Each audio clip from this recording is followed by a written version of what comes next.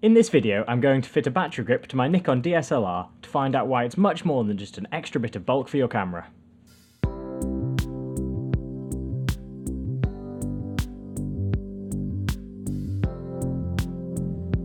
As the name suggests, this addition to the camera body houses additional battery power, allowing you to take more shots than is possible when using a single battery.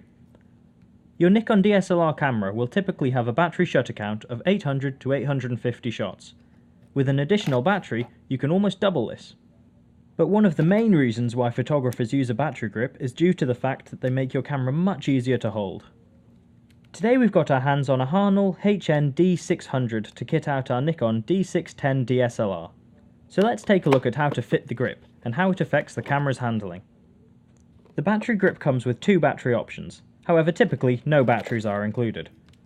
We can either use a Nikon EN-EL15 battery or 6 AA batteries.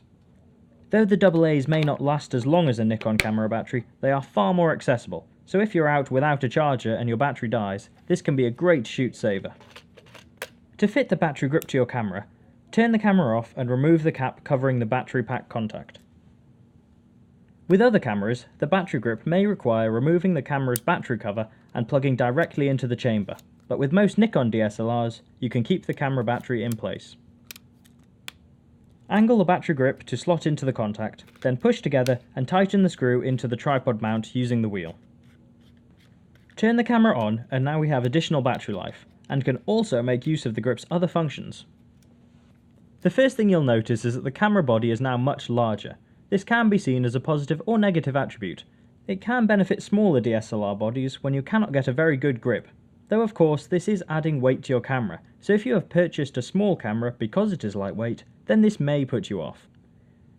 There is a case that for landscapes and other slower practices, that you may be better off saving weight and carrying a spare battery. But for press shooting or shooting longer events such as weddings, you don't want to be held up by switching batteries. Now, extra battery life may not be enough of a reason for you to go out and spend money on new kit, but the battery grip functions don't end there. As you can see, they feature additional buttons as well. This Harnell grip has a shutter release, both aperture and shutter speed adjustment dials, an autofocus lock button, and even a second analog stick for autofocus selection points. The buttons are positioned here because one of the primary purposes of a battery grip is to provide an alternate shooting position for portrait orientation. With the larger grip and additional buttons, it is now far more comfortable to shoot, as you don't have to twist your wrists around. This makes battery grips a favoured accessory for portrait photographers, as the benefits will pay off when you're shooting in portrait orientation for prolonged periods. Other scenarios where battery grips are very useful is when trying to shoot exceptionally long nighttime exposures, or when shooting video.